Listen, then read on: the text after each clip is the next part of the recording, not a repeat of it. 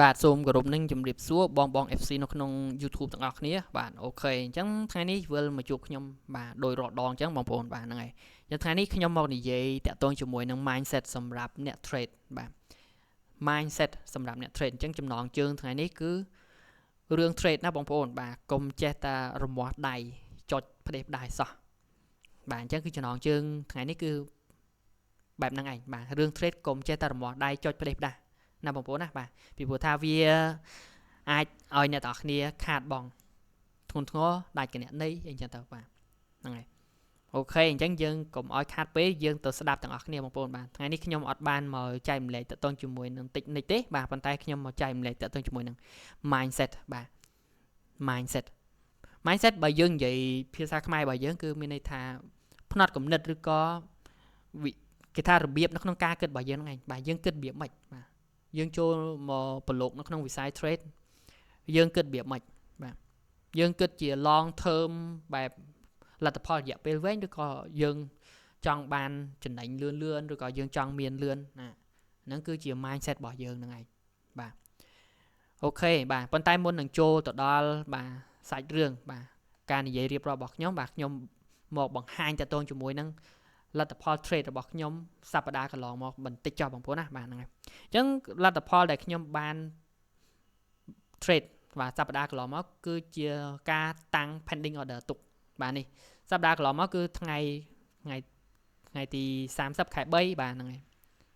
នេះមិនដំប៉ុណ្្នឹងឯងបងប្អូនណាបាទហ្នឹងហើយ trade នៅពេលដែលខ្ញុំតាំងចំណុច pending order ទុកគឺលទ្ធផលមិនបាទវាលក្ខណៈថាម៉េចវាលក្ខណៈថារត់តាមប្រព័ន្ធ trade របស់យើងប៉ុន្តែវាមិនច្រើន order ទេបាទតាំង pending order ទុកគឺលទ្ធផលដែលយើងទទួលបានដូចខ្ញុំបានបញ្យល់នៅវីដេអូមុនចឹងបើយើងតាំង10 trade បាទនៅក្នុង time frame តូចៗ time frame 1នាទី time frame 5នាទី10 trade ក្រាបរត់មក execute បាទជោគជ័យបានតែត្រឹម3ទៅ5 trade ទេបាទហ្នឹងហើយ10 trade ណាបាទបានតែត្រឹម3ទៅ5ទេប៉ុន្តែ3ទៅ5 trade នោះគឺយើងទទួលបានតម្លៃល្អបំផុតដែលយើងពេញចិត្តបាទនេះគឺជាចំណុចល្អនៅក្នុងការតាំង pending order ហើយវាអាចជួយកាត់បន្ថយយើងនៅក្នុងការ over trade បានផងដែរបាទនេះគឺលទ្ធផលណាបងប្អូនណាបាទ run ជាប្រព័ន្ធ trade បែបនេះបាទ risk reward ratio ខ្ញុំប្រើពេលបច្ចុប្បន្នគឺ1:3បងប្អូនណាបាទ trade តាម structure បាទ structure ដូចជា MSS ឬក៏ M pattern W pattern នេះហ្នឹងបាទឬក៏ head and shoulder ហ្នឹងបាទដូចខ្ញុំបង្ហាញនៅក្នុងវីដេអូមុនបាទហ្នឹងហើយលទ្ធផលបាទសូម្បីតាបងដែលគាត់ចូលមករៀនជាមួយខ្ញុំផ្ទាល់ក៏ខ្ញុំបង្ហាញជូនពិតជាក់ស្ដែងដែរបាទហ្នឹងហើយថាលទ្ធផលខ្ញុំចូល position របស់ខ្ញុំនៅចំណុចណាបាទរបៀបបាទគំរូនៅក្នុងការចូលបាទចូលចំណុចដែលមានព្រៀបកន្លែងណាគឺខ្ញុំបង្ហាញបាទ detail ហ្នឹងជូនទាំងអស់បាទហ្នឹងហើយអញ្ចឹងគឺការ trade របស់ខ្ញុំមិនចេះតែចុចផ្ដេសផ្ដាសទេបងប្អូនបាទពីព្រោះថាការចុចផ្ដេសផ្ដាសឬក៏រមាស់ដៃចេះតែចុចហ្នឹងគឺធ្វើឲ្យខ្ញុំខាតបង់បាទពីមុនហ្នឹងគឺធ្វើឲ្យខ្ញុំខាតបង់ដូច្នេះខ្ញុំក៏មិនដើរតាមផ្លូវខុសនឹងទៀតទេបងប្អូនបាទហ្នឹងហើយអញ្ចឹង mindset ថ្ងៃនេះបាទគឺយើងមកនិយាយតទៅជាមួយនឹងបាទកុំចេះតែរមាស់ដៃនៅក្នុងការចុចណាបងប្អូនបាទពីព្រោះថានៅពេលដែលអ្នកទាំងគ្នាចូលមកប្រឡូកនៅក្នុងវិស័យ trade បាទបើសិនជាអ្នកទាំងគ្នា trade នៅក្នុង smartphone បាទកម្មវិធី MT5 ឬក៏ MT4 បាទនៅក្នុង smartphone គឺយើងអាចចូលទៅដល់វាបានយ៉ាងងាយបងប្អូនបាទគ្រាន់តែយើងបើកទូរស័ព្ទរបស់យើងពឹបបាទបើចិត្តរបស់យើងនឹកឃើញដល់កម្មវិធីហ្នឹងយើងគ្រាន់តែចុចចូលពឹបយើងនឹងឃើញក្រាបយកតែម្ដងបើសិនអ្នកទាំងគ្នាមានអ៊ីនធឺណិតបាទដើរធម្មតាដូច្នេះនៅពេលយើងឃើញក្រាបបាទមានប៊ូតុង buy sell ហ្នឹងគឺអ្នកទាំងគ្នាអាចចុចបានយកតែម្ដងបាទកន្លែងនេះនឹងឯងជាចំណុចមួយដ៏គ្រោះថ្នាក់សម្រាប់អ្នក trade បាទអ្នក trade ភាគច្រើនអាចចូលទម្រង់ហ្នឹងហើយបងប្អូនបាទហើយថាពេលខ្លះថ្ងៃខ្លះដូចថាយើងចូល trade យើងទទួលបានផលចំណេញបាទទទួលបានផលចំណេញដល់ពេលផលចំណេញទទួលបានហើយយើងអត់ឈប់បាទយើងអត់ឈប់ទេបាទយើងថាអូយើងចូលត្រូវបងប្អូនបាទជួនកាលអាចថាអត់គោរពទៅតាមប្រព័ន្ធ trade ដូចខ្ញុំបានបង្ហាញលទ្ធផលជូនអ្នកទាំងអស់គ្នាទេគឺចុចបិទដៃយកបាទចុចបិទដៃយកគឺជាចំណុចមួយដ៏ងាយស្រួលបំផុតឧទាហរណ៍ថាអ្នកទាំងអស់គ្នាចុចចូលក្រាបពឹបបាទមិនថា buy ក៏មិនថា sell ទេនៅពេលដែលយើងចុចបានផលចំណេញពឹបបើសិនជាយើងសម្រេចចិត្តថាបិទដៃភ្លាមបាទនៅពេលដែលបានចំណេញហើយបិទដៃភ្លាមគឺបិទបានភ្លាមយកតែម្ដងបាទនេះគឺជាចំណុចងាយស្រួល ដល់ពេលចំណុចងាយស្រួលទាំងអស់នេះនឹងឯងគឺជាអាវុធមុខពីរសម្រាប់អ្នកទាំងគ្នាផងដែរបាទនៅពេលដែលយើងបិទដៃយើងអត់មានប្រព័ន្ធ trade ច្បាស់លាស់ទេបាទបើសិនជាអ្នកទាំងគ្នាមានប្រព័ន្ធ trade ច្បាស់លាស់គឺជារឿងល្អបាទអាចថាខាត1ចំណេញ3ដូចខ្ញុំបានបង្ហាញលទ្ធផលជូនអ្នកទាំងគ្នាប៉ុន្តែបើសិនអ្នកទាំងគ្នាបិទដៃគឺអ្នកទាំងគ្នាសម្រេចចិត្តទៅតាមផ្លូវអារម្មណ៍ឬក៏ទៅតាមគំនិតរបស់អ្នកទាំងគ្នាថាកន្លែងនេះគឺជាចំណុចដែលខ្ញុំពេញចិត្តដែរបាទខ្ញុំក៏ចុចបិទដៃយកទៅបាទដល់ពេលក្រាបរត់ខុសទិសដៅយើងបែរជាទ្រាំ hold ថាក្រៃលោក្រាមហ្នឹងត្រឡប់មកឲ្យយើងបានចំណេញវិញនេះយើងចាំចិត្តចឹងដល់ពេលគាត់ជួនអីពេលខ្លះនៅពេលដែលខុសទិសដៅនៅពេលវាខុសយកតែម្ដងបងប្អូនបាទខុសដល់ពេលយើងទ្រាំខាតជាងមុនខាតរហូតដល់ដាច់គណនេយ្យក៏មានដែរបាទចំណុចកន្លែងនេះគឺជាចំណុចដែលខ្ញុំអត់ណែនាំទេបងប្អូនបាទអញ្ចឹងរឿងរមាស់ដៃនៅក្នុងការ trade បងប្អូនបាទយើងចុចចូលនៅក្នុងកម្មវិធី MT4 MT5 នៅក្នុង smartphone គឺងាយស្រួលខ្លាំងមែនតើបងប្អូននៅពេលដែលយើងចុចចូលពឹបបាទបើយើងចង់ចុច buy sell គឺបានភ្លាមយកតែម្ដងចំណុចកន្លែងនេះនឹងឯងដែលធ្វើឲ្យ trader ភាគច្រើនបាទมันមានរបៀបវិន័យត្រឹមត្រូវបាទអត់មានរបៀបវិន័យត្រឹមត្រូវដោយសារតែយើងចូលទៅដល់វានឹងងាយពេកបងប្អូនបាទហ្នឹងហើយយើងចង់បើកមើលក្រាបឃើញក្រាបភ្លាមយកតែម្ដងបាទដល់ពេលយើងអត់បានរងចាំតម្រងល្អបាទគឺធ្វើឲ្យយើងបាទខូចទម្លាប់បាទដល់ពេលខូចទម្លាប់យើងចូលតាមប្រព័ន្ធ trade របស់យើងអត់បានបាទយើងបានចំណេញតិចយើងឆាប់បិទបាទដល់ពេលខាតយើងខាតច្រើនដល់ពេលរយៈពេលវែងលទ្ធផលខាតបាទលទ្ធផលខាតដាក់មកមានតែខាតបាទអត់ចំណេញសោះបាទរកផ្លូវចំណេញអត់ឃើញបាទដោយសារតែយើងនៅតែបាទរមាស់ដៃអញ្ចឹងហ្នឹងឯងបងប្អូនបាទហើយកន្លែងនេះមិនមែនតែខ្ញុំចេះតែនិយាយទេបងប្អូនបាទពីព្រោះថាខ្ញុំបានឆ្លងកាត់ខ្លួនឯងកន្លងមកហ្នឹងគឺវាច្រើនក្រាស់ក្រែលទេបងប្អូនបាទបទពិសោធន៍ហ្នឹងវាជោគជាំហ៎បាទពេលខ្លះទៀតបាទយើងចំណេញពេលព្រឹកឬក៏ចំណេញពេលថ្ងៃត្រង់ចំណេញពេលរសៀលអញ្ចឹងទៅដល់ពេលទៅខាតពេលយប់បាទអាចថាខាតហ្នឹងខាតដោយសារតែ trade ម៉ោងព័ត៌មានឬក៏ trade បាទដោយសារលំមាស់ដៃហ្នឹងឯងបាទដោយសារតែយើងញ៉ាំគេថាមិនលោបហ៎បងប្អូនយើងបានចំណេញហើយយើងអត់ឈប់បាទដោយផែនការខ្លះបាទយើងថាកំណត់ target របស់យើងថាមួយថ្ងៃចំណេញយកតែ100បាទ100បាទដល់ពេលមានអីយើង trade ចំណេញបាន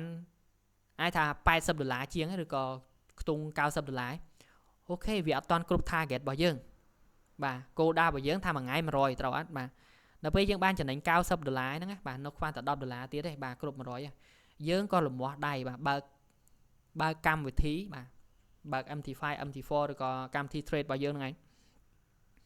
យើងចុចដើម្បីចង់បាន$10ហ្នឹងគ្រប់100បាទហ្នឹងហើយដល់ពេលគប់ជួនអីដល់ពេលយើងចុចទៅវាមិនបានចំណេញអីវាខាតវិញបាទឃើញទេបាទយើងលំមាស់ដៃពេកណាបាទដល់ពេលវាខាតធ្វើឲ្យយើងនឹងចាប់ផ្ដើមមានកូនចិត្តមួយចង់សងសឹកឬក៏មួម៉ៅឬក៏ប៉ះពាល់ផ្លូវអារម្មណ៍របស់យើងហើយបាទហេតុអីបានជាវាអត់ដូចអ្វីដែលយើងចង់បានអញ្ចឹងណាយើងចង់បានតែត្រឹម$10ទៀតទេហេតុអីបានជាផ្សារអត់ឲ្យយើងបាទបែរជាឲ្យយើងខាតវិញដល់ពេលខាតខឹងមួម៉ៅសងសឹកគ្រប់គ្រងអារម្មណ៍ខ្លួនឯងអត់បានជន់ឡត់បន្ថែមដល់ពេលជន់ឡត់បន្ថែមថ្ងៃហ្នឹងចំណេញបាទ$90ហ្នឹងបាទបែរជានៅសល់ចំណេញត្រឹម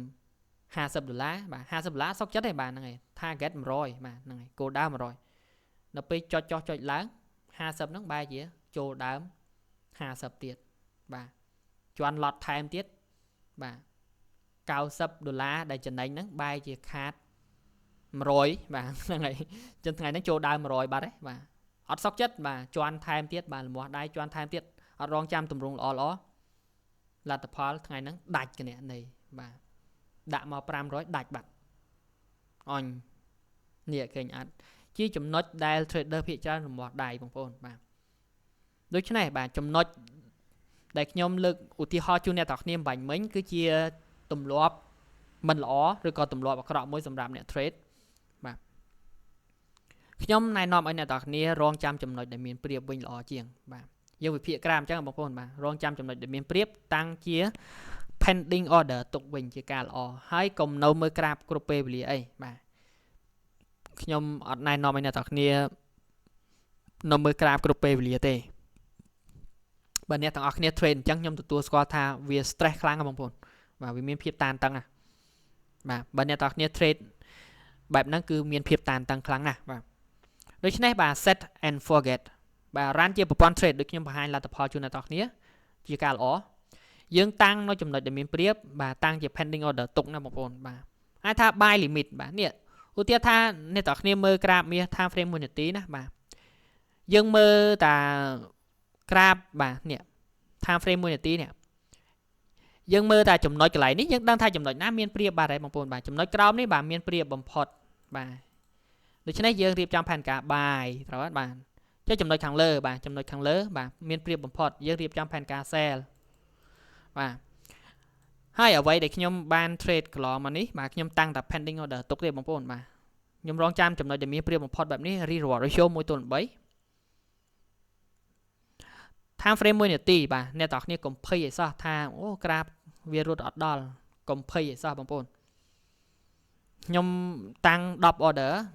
ស្ថិតិរបស់ខ្ញុំវាមក execute យ៉ាងហោចណាស់ក៏3ទៅ5 order ដែរបាទនេះគឺមាន execute នៅពេលនេះមានន័យថានៅពេលដែលយើងតាំង sell limit ទុកបាទក្រាបវាឱកាសដែលមកប៉ះ sell limit របស់យើងហ្នឹងគឺមាន10 ដងអាចថាមកប៉ះ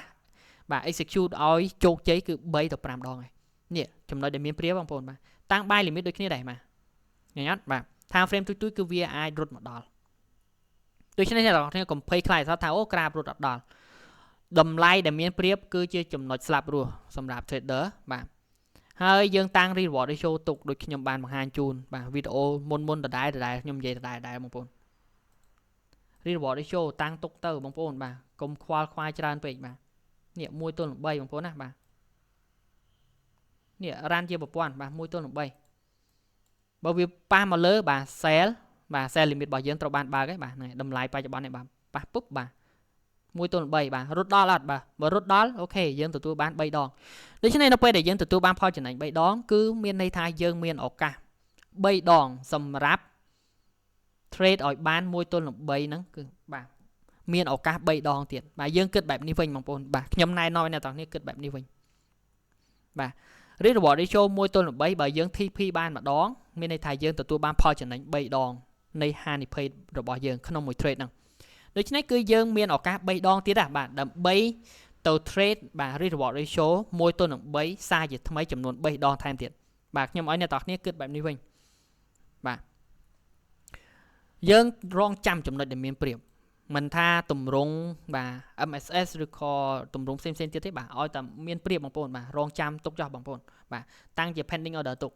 បាទកុំលំមាស់ដៃចុចផ្លេបដាថាអូតម្រង់កន្លែងនេះបាទតំណងហើយបងប្អូនណាបាទចុចបាយពឹបបាទបន្តទៅទៀតបាទចំណេញបានមក plate បិទដៃយកបាទដល់ពេលបាយជាខុសទិសដៅវិញទ្រាំ hole បងប្អូនបាទទ្រាំ hole បាទហ្នឹងហើយអត់ណែនាំធ្វើបែបហ្នឹងទេបងប្អូនបាទ run ជាប្រព័ន្ធ trade ល្អជាងបាទរងចាំចំណុចដែលមានប្រៀបណាបងប្អូនណាបាទហ្នឹងហើយពីព្រោះថាមាន trader បាទភាគច្រើនគាត់ធ្វើបែបលំមាស់ដៃហ្នឹងឯងបាទចេះតែចុចផ្ដេសផ្ដាស់ចុចអត់រងចាំតម្រង់ល្អហ្នឹងឯងបាទធ្វើឲ្យគាត់ខាតបង់ម្ដងហើយម្ដងទៀតម្ដងហើយម្ដងទៀតហ្នឹងហើយបាទអ្នកខ្លះទៀតបាទខាតរាប់ម៉ឺនដុល្លារបងប្អូនណាបាទហ្នឹងហើយខាតរាប់ម៉ឺនដុល្លារចូលលានដុល្លារក៏មានដែរបាទខ្ញុំក៏ចូលចិត្តស្ដាប់ podcast អ្នកដែលខាតបង់ធនដែរបាទមានណាបងប្អូនណាបាទហ្នឹងហើយខាតបង់ច្រើនបាទប៉ុន្តែគ្រាន់ថាវីដេអូហ្នឹងអាចថាមិនមែនជាវីដេអូជនជាតិខ្មែរយើងទេបាទហ្នឹងហើយខ្ញុំគ្រាន់តែនិយាយប្រាប់តែប៉ុណ្ណឹងណាបាទហ្នឹងហើយប៉ុន្តែខ្ញុំចូលចិត្តស្ដាប់បាទអ្នកដែលខាតបង់ធនបាទដើម្បីវាជាបាទមេរៀនឬក៏ជាចំណុចដែលយើងមិនគួរដើរតាមបាទនេះគឺជាចំណុចមួយដែលដាស់តឿនស្មារតីដាស់តឿនសតិអារម្មណ៍របស់ខ្ញុំរហូតណាបងប្អូនបាទអត់ឲ្យខ្ញុំបាទល្មើសនឹងរបៀបវិន័យទេដោយសារតែបែបហ្នឹងបងប្អូនណាបាទហើយកុំមើលស្រាលកុំពង្រើយកន្តើយអសោះបាទតកតងជាមួយនឹងការមិនគោរពរបៀបវិន័យនេះបាទដោយសារតែលុយនៅពេលដែលខាតបង់គឺខាតធ្ងន់មានណាបងប្អូនបាទមានអ្នកខ្លះគឺលក់ផ្ទះលក់ដីទៀតក៏មានដែរបាទលុយដែលខ្លួនឯងសន្សំបានច្រើនបាទលុយគ្រួសារបាទលុយដែលរស់ស៊ីដើមទុនរស់ស៊ីបែរជាយកមកដុតបំផ្លាញចោលនៅក្នុងបាទអារឿង trade ហ្នឹងគឺច្រើនដូច្នេះបាទចំណុចកន្លែងនេះគឺជាចំណុចដែលគ្រោះថ្នាក់បំផុតបាទវាអាចមានផលប៉ះពាល់ដល់បាទ ជីវិតផែនការជីវិតរបស់យើងនេះពេលអនាគតក៏មានដែរបងប្អូនបាទអ្នកខ្លះទៀតឈានទៅរកគេហៅថាម៉េចបាទបែកបាក់គ្រួសារក៏មានដែរណាបាទដោយសារតែរឿង trade ហ្នឹងហើយបងប្អូនបាទចូលមកដែលអត់មានចំណេះដឹងច្បាស់លាស់ទេបាទយើងប្រើអារម្មណ៍នៅក្នុងការ trade បាទសងសឹកហើយជឿជាក់លើខ្លួនឯងពេកបាទមានអំនួតពេកពេលខ្លះនៅពេលយើងចុចបានចំណេញបាទរមាស់ដៃចុចបានចំណេញជាញ៉ាមជាលោភដល់ពេលផ្សារបាទលេងធ្វើស៊ីម្ដងបាទអស់អាលីងក៏មានដែរដូច្នេះបាទចំណុចកន្លែងនេះបាទគឺខ្ញុំណែនាំឲ្យអ្នកទាំងគ្នាបើបានមើលនៅក្នុងវីដេអូនេះហើយខ្ញុំណែនាំឲ្យដើរតាមផ្លូវត្រូវបាទរងចាំចំណុចដែលមានប្រៀបរ៉ាន់តាមប្រព័ន្ធ trade នេះគឺជាចំណុចល្អសម្រាប់បាទ trader ខ្ញុំអត់ណែនាំឲ្យយើង trade បែបបាទចុចបិទដៃបាទដល់ពេលចំណេញឆាប់បិទខាតទ្រាំហូលហ្នឹងខ្ញុំអត់ណែនាំទេបាទ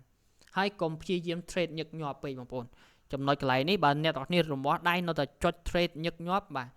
អ្នកទាំងគ្នាកាន់តែ trade ញឹកញាប់កាន់តែចាញ់ប្រៀបបាទចាញ់ប្រៀបទាំងក្រាបចាញ់ប្រៀបទាំង broker ព្រោះថា broker នៅពេលដែលអ្នកទាំងគ្នាចុច buy ចុច sell បាទគេបាន commission គេបានថ្លៃ spread បាទគេបាន